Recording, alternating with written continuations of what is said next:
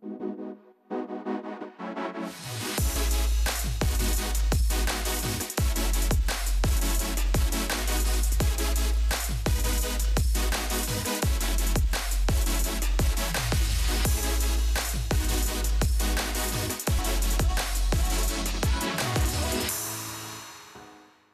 retour sur le plateau de votre quotidienne et oui, KNF, c'est tous les jours, midi, 18h, 23h, sous la chaîne numéro 23 de votre satellite, mais aussi sous la chaîne numéro 7 de la box SFR.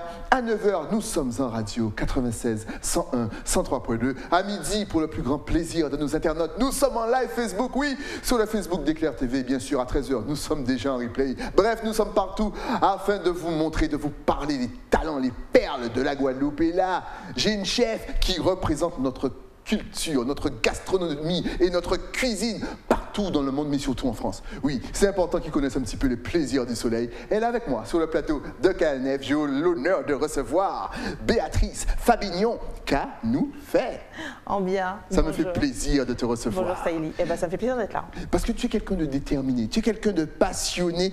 Et ma première question, donc forcément, est-ce que ça se ressent dans la cuisine que tu fais, l'amour et la passion et le partage? Ça se ressent dans tout ce que je fais. La détermination, effectivement, l'amour, la générosité, le partage, effectivement. Ouais. Alors, à quel âge es-tu tombé dans cet univers culinaire? Est-ce que c'est dès petit ou est-ce que c'est venu un petit peu plus tard dans ta vie? Mais non, mais c'est dès petit. Quand on pose ce genre de questions, j'arrive jamais à répondre parce qu'en fait, j'ai toujours été, tu sais, les amoureux de la cuisine, ouais. on baigne dedans, on est dedans. Et moi, aussi loin que je m'en souvienne, j'étais avec mes parents dans la cuisine. Je mettais le couvert au début, puis après je goûtais, et puis on met la main à la pâte, mais j'ai pas de souvenir de quand ça a démarré. Mais c'est drôle parce qu'effectivement, le chef Tissot nous disait la même chose. Il y a un petit peu ce retour en arrière, c'est très familial. Je me rappelle quand j'étais avec ma mère ou ma grand-mère, est-ce que finalement c'est là que ça commence? Et c'est quoi? C'est l'odeur? C'est la préparation de voir l'aîné un petit peu en train de préparer, d'orchestrer un petit peu tout? C'est quoi? C'est le tout? C'est le tout, c'est la fascination. Enfin, quand je recherche dans mes souvenirs, c'est effectivement mes parents, parce qu'il faut savoir qu'aux Antilles en plus, les hommes et les femmes cuisinent aussi bien les uns que les autres. C'est faux, les hommes cuisinent mieux. Si tu veux. Ce n'est que ma parole. Et ma parole, elle ne compte pas, bien entendu. Si tu veux. Non, mais c'est vraiment. Mon papa cuisine très très bien. Ah. Il prend son temps pour lessive, éplucher, assaisonner, l'huile, machin. Il prend son temps. Et effectivement, moi, quand j'étais dans la cuisine, je les voyais faire. Et c'était, oui, les odeurs, le fait de prendre la cive, le piment brut comme ça, de le transformer. Je me disais, mais pourquoi ils mettent ça? En plus, ils parlent, tu sais, ils parlent entre eux, ils parlent, machin. Et ils faisaient, moi je regardais, je sentais, et c'est comme ça que c'est venu. Alors, mais comment est-ce que tu t'es, je dirais, professionnalisé? Tu as suivi un cursus? Est-ce qu'il y a un cursus pour les jeunes passionnés ici en Guadeloupe? Parce qu'à l'époque, il y en avait un. Est-ce que tu as dû partir en France? Comment ça s'est passé? Alors moi, je suis née en France, je suis née en métropole. D'accord. Je suis née en métropole et en fait, moi, j'ai eu complètement une autre carrière. Avant, j'étais dans le prêt-à-porter. J'étais directrice commerciale. Je gérais des magasins. D'accord. Donc en fait, cette fibre-là m'a aussi aidée à faire ce que je fais aujourd'hui. Ouais, j'étais effectivement dans le management, dans la communication. Et comment est-ce qu'on passe de l'autre côté? Eh ben, on abandonne tout. On a une prise de conscience un jour, on se dit, mais franchement, en tout cas, moi, je me suis dit, mais c'est pas ma place. En fait, au fur et à mesure, j'évoluais, mais je sentais que c'était pas ma place. Donc, j'ai tout arrêté, tout simplement. J'ai démissionné. Je ne conseille à personne de faire ça non plus, attention, surtout aujourd'hui. Mais à l'époque, en tout cas, il y a plus de 15 ans, j'ai démissionné. Et ensuite, j'ai été au Pôle emploi. Ouais. Je la fais courte, hein, j'ai été repérée. On a vu que j'avais rien à faire au Pôle emploi. Et on m'a dit, mais écoutez, vous voulez créer une entreprise, mais c'est pas là. Donc, on m'a dirigée vers une boutique de gestion. Ouais. Je suis restée en boutique de gestion pour voir si mon projet était viable économiquement pendant 1 an. J'ai été conseillée, j'ai travaillé sur mon projet. Ensuite, ça c'était en 2007, 2006, 2007.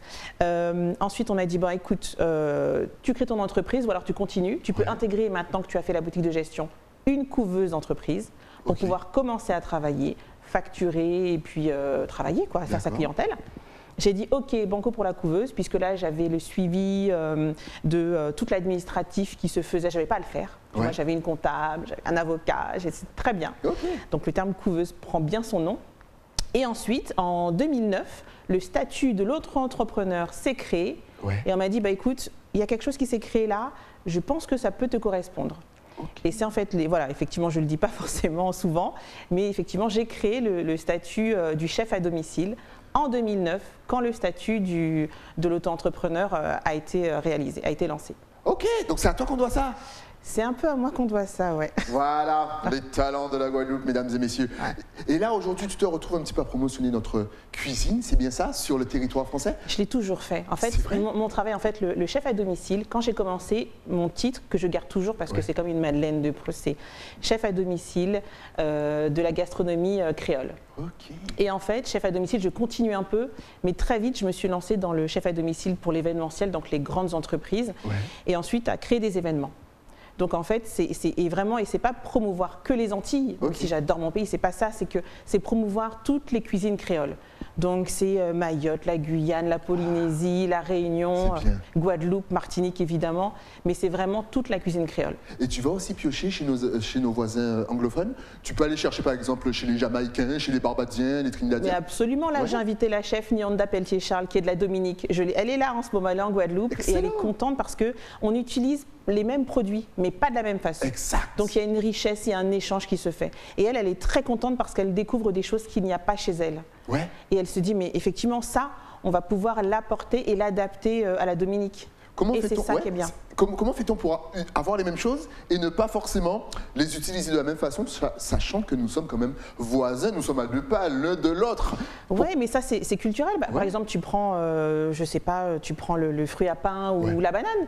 Et ben, en Polynésie, ils l'utilisent d'une façon, nous d'une autre. Tu vois, après c'est culturel, c'est historique. C'est la façon dont cuisinaient les anciens. Ouais. Et tout ça, on fait qu'on a les mêmes produits qui sont venus par bateau ou qui ont suivi la route aussi des épices, Asie, Inde, mais avec les cultures locales, on travaille les produits différemment.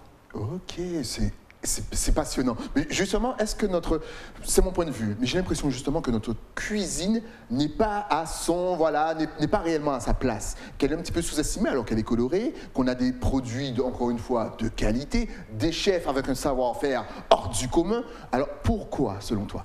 Est-ce qu'elle est méconnue? Est-ce qu'elle n'est pas assez promotionnée? Pourquoi? Pour moi, elle est méconnue et elle n'est pas, effectivement, ça manque de visibilité. Mais par contre, elle est totalement à sa place. Nous, on a vraiment une cuisine locale qui est ancrée historiquement. D'accord. Là, pour le coup, on appelle ça le storytelling. On a toute l'histoire. On a toute l'histoire qui remonte à l'esclavage, mais après la route des épices, les importations, les implantations culturelles. On a tout ça. Par contre, effectivement, ça manque de visibilité et il faut en faire la promotion, pour que ça soit connu dans le monde entier. Alors justement, tu as mis, si je ne me trompe pas, ces derniers jours, un petit challenge pour toute la Guadeloupe et surtout pour les jeunes de la Guadeloupe. Et ce qui est bien, c'est que tu n'as oublié pratiquement personne. Tu es allé à Saint-Claude, elle est allée à Marie-Galante, elle a tout fait avec un jury, encore une fois, de professionnels. Et oui, David Tissot, qui était avec nous en début d'émission, faisait partie de ce jury. Alors déjà, comment t'es venue l'idée? Est-ce que c'était la première édition? Et comment ça s'est passé? Alors, effectivement, c'est la première étape. On a commencé là, donc en Guadeloupe, première étape en Guadeloupe. Le challenge Saveurs d'Outre-mer, c'est un événement, c'est un défi qui va être sur 5 étapes. Donc Guadeloupe, Martinique, Saint-Martin, Saint-Barthélemy et Guyane. Et c'est un challenge pour les jeunes en formation. Mais ce n'est pas un défi comme les autres, c'est que j'ai enlevé toute notion d'âge et de niveau. Si bien qu'un jeune au traiteur peut participer, une jeune fille dans les services de la table peut participer, un cuisinier peut participer.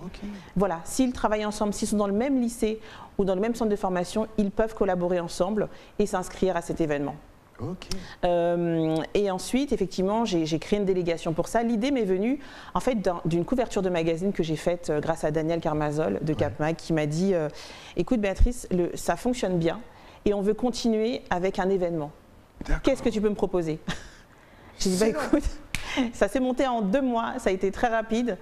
J'ai dit, écoute, on va faire ce challenge. Voilà, on va faire un challenge et on va dire à tous les jeunes en formation, pas que cuisine justement, moi c'est ça qui est vraiment important. Et surtout, pas que le lycée hôtelier. C'est-à-dire que là, dans le challenge, il y a le CFA, il y a le campus des métiers, il y a le lycée justement...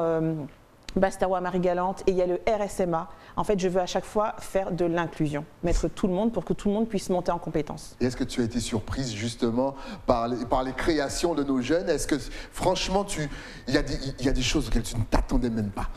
Mais oui, il y a des pépites, effectivement. Les jeunes ont de l'imagination, ont un savoir-faire. Et c'est juste extraordinaire, puisqu'à chaque fois ça change. Nous, on pense qu'on a toujours des choses à apprendre. Et on se dit, mais ok, il y a une génération qui arrive. Et eux-mêmes vont chercher, vont voir, ils créent des choses. Et ce qui est drôle, c'est qu'ils reprennent aussi, il y a des fils conducteurs, comme les souvenirs par rapport aux parents. Voilà, quand ils voyaient aussi leurs parents cuisiner, ou alors on fait un rappel à la grand-mère ou au grand-père. Exact.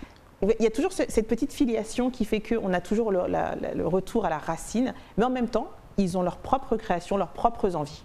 Est-ce que justement la structure que l'on a pour ces jeunes et même pour ce métier était développée avant en Guadeloupe? C'est-à-dire que est-ce qu'un jeune qui adore cuisiner pouvait se projeter et dire oui, voilà ce que je veux faire?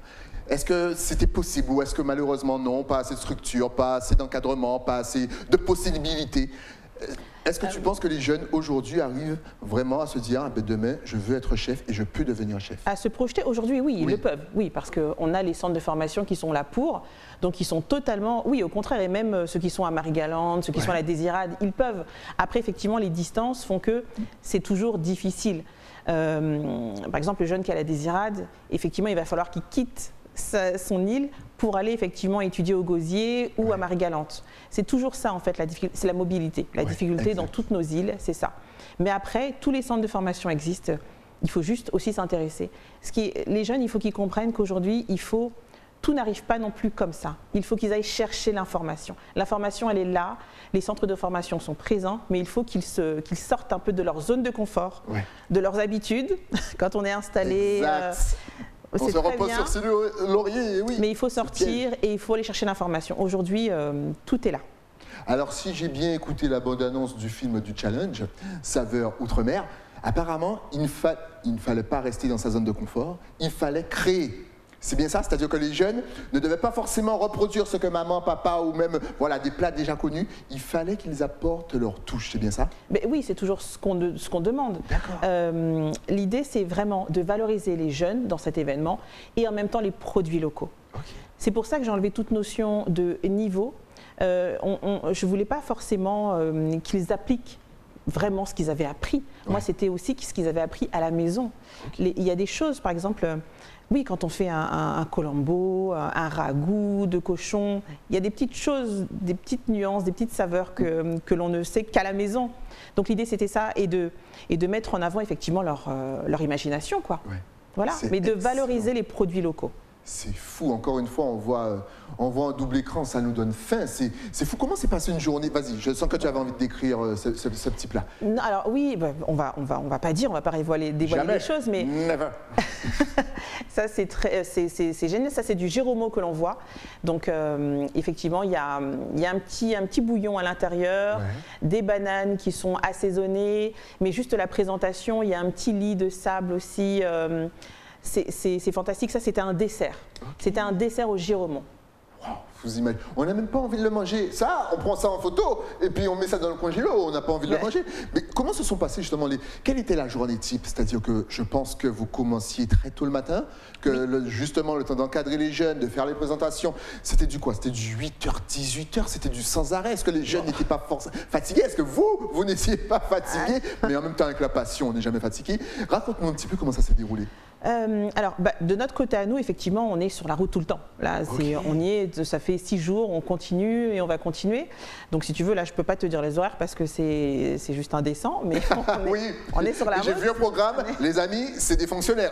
C'est pire que des fonctionnaires. Ce sont des infirmiers, des médecins de la bouffe. Et après, pour les jeunes, ça s'est fait tout naturellement. C'est-à-dire que ce qu'on a adoré, c'est qu'ils ont vraiment pris les choses à cœur. Et qui se sont entraînés avec leurs professeurs, qui se sont entraînés chez eux pour mettre en place ce qu'on voit là. Petite chose aussi, ce que j'ai vraiment apprécié et ce qui était dans le règlement, c'est qu'ils ne se sont pas arrêtés qu'à faire le plat. Ils ont été chercher aussi, là on ne le voit pas sur cette photo forcément, mais tout ce qui est art de la table. Ils ont été chercher aussi l'art de la vaisselle, les assiettes, du terroir. Voilà. Il y avait des potiers, ils ont été rechercher ça. Là aussi, par rapport aux produits, là c'était 100% sans gluten. La pâte que l'on voit, c'est une tarte. Elle a été faite avec, c'était de la farine de manioc, par exemple. D'accord. Donc, oui, il y a des petits détails, des subtilités qu'on ne voit pas forcément, mais les élèves, c'est ça aussi qui est intéressant, c'est qu'ils sont déjà aussi à l'étape d'après. Aujourd'hui, on parle beaucoup de nutrition, d'alicaments. Ouais. au lieu de médicaments, puisque quand on mange de la nourriture, on se soigne aussi. On fait attention au sans gluten. Ouais. Donc, ils ont déjà cette réflexion. Ok. Pourquoi cette sorte de sans gluten, justement, pour celles et ceux qui ne connaissent pas, mais on se rend compte qu'il y a de plus en plus de plats sans gluten. Pourquoi? Oui, parce que... Il paraît que c'est dangereux pour la santé. Alors, moi, je ne suis pas du coup Donc, nutritionniste, donc je n'ai pas... Moi, je suis dans le bon manger, mais dans le bien manger aussi. Mais sans gluten, parce qu'effectivement, les personnes sont intolérantes. Beaucoup de personnes sont intolérantes. Ouais. Ça n'est pas bon pour le stockage aussi des graisses. Et effectivement, c'est meilleur, c'est tout simplement bon pour la santé. Et on parle de santé, ça tombe bien, parce qu'ici, on a énormément de plantes médicinales. Est-ce que là encore, même toi, à chaque fois que tu reviens, parce que tu fais l'aller-retour, c'est une chef, donc forcément, elle ne reste pas en place. Est-ce que tu redécouvres, est-ce que tu découvres des plantes médicinales qui peuvent assaisonner ou améliorer le moi, je découvre. Et en plus, cet après-midi, on fait une conférence sur ça, justement. C'est génial. Oui, il y a une amie qui va être avec nous pour parler des remèdes rasiers et comment l'intégrer dans la cuisine d'aujourd'hui, la cuisine ménagère et du coup, dans la cuisine professionnelle. Moi, je redécouvre puisque le jardin créole, c'est quelque chose que moi, étant dans l'Hexagone ou même si je reviens au pays, c'est quelque chose qu'on ne fait pas ou qu'on n'utilise pas. Donc moi, je suis ravie quand je reviens. Je fais souvent des petites excursions avec des amis et qui me disent, voilà, ça c'est du gros thym, ça c'est des petits cornes. Enfin, comment on utilise aujourd'hui, comment on refait du thé, comment on l'assaisonne, plus besoin de prendre quand on a mal à la tête certains médicaments.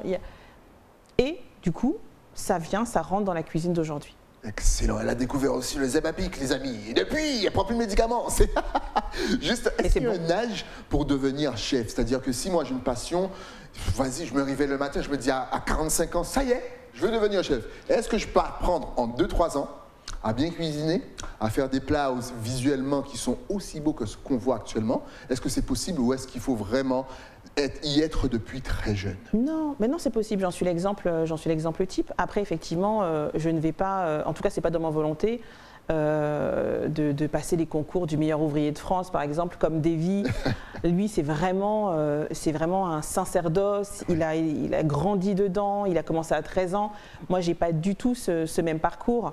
Mais justement, mon parcours fait aussi que on peut le faire. Si un jour tu te dis j'ai envie de faire la cuisine, tu vas te former. Et tu vas te former. Tu peux passer ton CAP, ton CAP cuisine, pâtisserie, ton BP, tu peux le faire sans problème. Aujourd'hui, tu as des formations qui existent en 6 mois, en 1 an, voilà. Est-ce qu'il y aura encore une autre édition, mais pour la Guadeloupe, encore une fois, un nouveau challenge durant l'année, ou est-ce qu'on doit attendre 2023? Parce que forcément, comme elle a bien précisé, il y a la Martinique, il y a toutes les autres îles. Et oui, donc ça va faire une grande tournée, sachant que je suppose que vous avez aussi, même avec Davy, votre planning perso aussi, qu'il faut... oui, il n'y a pas que ça. Donc lorsqu'elle vous propose quelque chose, les jeunes, allez-y, courez, sautez, mangez. Est-ce qu'il y aura une autre ou est-ce qu'on va attendre forcément 2023? La Guadeloupe ne va pas attendre 2023 puisqu'on revient en décembre pour la finale justement. Donc on sait très bien que quand on fait des événements comme ça en plusieurs étapes, le premier est toujours un petit peu désavantagé puisqu'il découvre. Exact. Mais pour le coup, on va revenir en décembre en Guadeloupe. Donc ça sera spécial Noël alors? Oh là là. On va faire des petites choses. Comment est-ce que tu choisis le jury justement? Est-ce que c'est par rapport aux candidatures, par rapport à leur CV? Comment? Non, comment choisir le jury? Alors moi je fais très attention à toujours de toute façon valoriser les chefs locaux. Ouais. Par exemple, en Guadeloupe, c'était vraiment des chefs locaux. Et après, je vais dans l'excellence et je prends 1 ou 2 chefs qui viennent de l'international et au plus haut niveau d'excellence. Moi, mon souci, c'est ça. C'est que Davy, je suis tellement honorée et fière qu'il soit là aujourd'hui. Déjà, c'est la première fois qu'il vient en Guadeloupe. Et je me dis, comme hier, là, c'était la dernière étape, et je me dis, mais je regardais les jeunes en train de lui parler, et je me dis, mais c'est génial parce que jamais peut-être il y aurait eu cette rencontre autrement. Exact. Et ça, moi, c'est juste ma plus grande fierté, de me dire que les chefs au plus haut niveau d'excellence viennent en Guadeloupe, ce qui veut dire que les jeunes, effectivement, réveillez-vous parce que venez prendre les compétences, venez chercher, poser des questions, et vous allez peut-être après rester et appliquer des choses. C'est comme ça qu'on apprend, en fait. Exact. Et donc voilà, ma fierté, c'est ça, et je choisis la délégation en fonction du lieu où je suis pour valoriser les chefs locaux et après, j'amène en plus les compétences qu'on n'a pas pour puiser, pour prendre pour les garder. Bien sûr, c'est important. D'ailleurs, on a 2 jeunes. Davy attend votre CV. Ne croyez pas que j'ai oublié. Hein. Les gars, on porte une gamme, c'est important. Justement, quel est ton rêve pour notre cuisine et aussi pour notre jeunesse, parce que tu te bats pour les deux. Alors, mon rêve, là comme ça, ça serait de continuer, quoi. Je rêverais que la cuisine guadeloupéenne des Antilles ait toutes ses lettres de noblesse.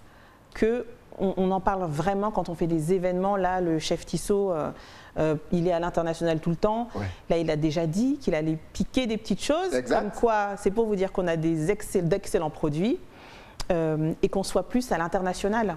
Vraiment, qu'on soit dans des grands événements, puisque souvent, on entend la cuisine alsacienne, la cuisine de Lyon, la cuisine lyonnaise, la cuisine de tout. Mais la cuisine, effectivement, antillaise... À part un craboudin. Voilà, elle est encore un peu caricaturée. Exact. Et c'est tout mon travail, moi, quand je suis dans l'Hexagone, c'est ça. C'est de mettre la cuisine créole au même niveau que les autres cuisines. Voilà. Tu as utilisé le terme parfait, caricaturé. Est-ce que, justement, on a un petit peu cette couleur vacances, donc d'ombré accra, qui fait qu'au final, les autres ne vont pas chercher plus loin? Est-ce que finalement, c'est ça qui nous pénalise?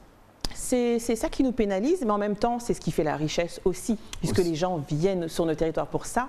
Mais il faut qu'on arrive à trouver le moyen, peut-être par des écrits, par des livres, par d'autres émissions, par les personnes qui vont venir, comme Davy, qui va certainement en parler à d'autres, qui vont revenir. Enfin, voilà, c'est en continuant à distiller la bonne parole, quoi. Exact. Et dernière question, j'ai aussi l'impression que les Français aussi ont laissé tomber la caricature et vraiment là s'intéressent vraiment à la cuisine, c'est-à-dire que lorsqu'on leur parle, qu'on parle aux touristes, ils disent oui mais moi en fait je suis venu parce que la dernière fois j'ai goûté tel plat. Enfin ils vous parlent vraiment du plat, mais c'est d'une autre façon, d'une façon plus sérieuse, d'une façon plus amoureuse. Est-ce que là aussi tu le constates quand tu es à Paris? Aussi, puisque justement tout le travail qu'on fait fourmi par fourmi, ça commence à prendre. Ils ne s'arrêtent plus à boudin accra, mais ils se disent « Ah oui, moi j'ai eu les petites graines là, rouges, vous appelez ça roucou ». Mais voilà, et je me dis… dans les détails. Voilà, exactement. C'est que ça intéresse. Mais bien sûr, en fait, ça intéresse. Et il manque juste cette phase où on va, nous, exporter de plus en plus notre savoir-faire et nos traditions. Excellent. En tout cas, n'hésitez vraiment pas à suivre Béatrice parce qu'elle fait un travail hors du commun. Et puis on ne sait jamais, si vous êtes en France et que vous voulez lui donner un petit coup de main, n'hésitez pas pour lui faire découvrir encore plus de plantes médicinales. Mais pour ce faire, il faut être connecté sur les réseaux. Est-ce que tu es connecté? Facebook, Instagram et Instagram. J'ai tout. Regardez juste là la magie de la télé. Bruno va nous afficher ça. Alors pour celles et ceux qui nous écoutent en radio, derrière votre volant, en voiture, on va vous épeler tout. Donc on a Boobooks officiel. Et oui, c'est le compte professionnel, tout collé sur Facebook. Et puis après on passe à Instagram, Béatrice _ le _8 Fabignon, challenge _ saveur avec S _ Outre-mer. Et on reste encore une fois sur Instagram avec Trophy Table Art, tout collé. Voilà, vous avez énormément d'adresses. N'hésitez pas encore une fois à suivre, à liker, à commenter et puis à envoyer la force. Parce que bien entendu, ils se battent pour vous, pour la Guadeloupe, pour la Martinique, pour Saint-Martin. Justement, peux-tu nous expliquer ce qu'est Trophy Table Art? Je vois le nom partout. Oui, c'est le premier concours itinérant des arts de la table, du service et de la gastronomie. Et là, c'est un événement, c'est un concours qui est là pour les jeunes et les professionnels. Là, j'englobe encore plus de monde. Et pour le coup, là, on est vraiment dans l'excellence. Là, on revient quand même au niveau. Là, je fais venir avec moi une délégation aussi d'excellence, puisqu'il y a l'argentier de l'Élysée qui m'accompagne, il y a l'ambassadeur de la Fondation Bocuse qui m'accompagne. Voilà, on est là pour valoriser aussi les jeunes et là, leur savoir-faire et leur savoir-être. Et ça se passe où? À Paris? Non, ça se passe vraiment, c'est un événement itinérant pour les Outre-mer. Et là, c'est toutes les Outre-mer. Donc, on a déjà réalisé 4 escales et on continue là en septembre. On est à Saint-Pierre-et-Miquelon. Parce que voilà, les Outre-mer, on parle à chaque fois. On a tendance à oublier, c'est vrai. Saint-Pierre-et-Miquelon, c'est la 5e escale et ensuite la Polynésie française. Qu'on salue, bien entendu, on ne vous oublie pas. C'est vrai qu'on dit toujours Guadeloupe, Martinique, Guadeloupe, mais nous ne sommes pas tout seuls. Justement, si tu avais un message à faire passer à toute la Caraïbe, Guadeloupe, Martinique, Saint-Martin, Saint-Barthélemy, Trinidad, Jamaïque, Saint-Vincent, Sainte-Lucie, Haïti, Dominique, Dominique, and Grenada, I see you too, et Saint-Vincent, bientôt le carnaval. Voici ta caméra, vas-y, tu peux y aller. Un message, eh bien écoutez, l'idée c'est de valoriser la Caraïbe en général. Donc les événements que l'on fait sur les territoires, on va continuer à en faire partout justement, dans tous les territoires que Stylie a cités. Et pour les jeunes, eh bien sortez de votre zone de confort. Vraiment, il faut aller chercher l'information, allez vous former et suivez votre ligne de conduite. Si vous avez un rêve, effectivement, allez-y. Merci à toi, Béatrice, d'être venue sur le plateau et surtout pour tout ce que tu fais. Parce qu'encore une fois, pendant l'interview, vous avez pu le voir. Mais suivez sur les réseaux sociaux puisqu'elle crée énormément de choses. Elle vous a parlé, les jeunes, on est doué niveau cuisine depuis le plus jeune âge. Donc les gars, il y a moyen de voyager, se faire de l'argent et de devenir connu. What else? Suivez Béatrice Fabignon. Merci à toi d'être passé sur le plateau. Beaucoup. Merci pour le travail que tu fais pour encore une fois, pour notre gastronomie et pour nos jeunes. On en a besoin. Continue. Et dès que tu reviens en Guadeloupe, tu repasses sur le plateau. Avec plaisir. Sans souci. Si tu veux nous apporter une petite création, il n'y a pas de problème. Je mange, Bruno mange, tout le monde mange. Et puis tu connais Mario, il mange aussi. Merci à toi et on se dit à très vite. Nous, on se retrouve demain, bien entendu, nouveau numéro de KNF, toujours sur Éclair TV. Et le temps, bien sûr, pour moi de remercier mon partenaire, celui qui m'habille, qui m'a offert ce petit pull. Parce qu'à Saint-Claude, et oui, le matin, on a toujours 12 degrés et qui fait frais. Je parle bien sûr de l'écrin. Vous demandez Nathalie, elle vous sert comme personne. Rendez-vous demain, toujours sur la chaîne numéro 23 de votre satellite. À demain.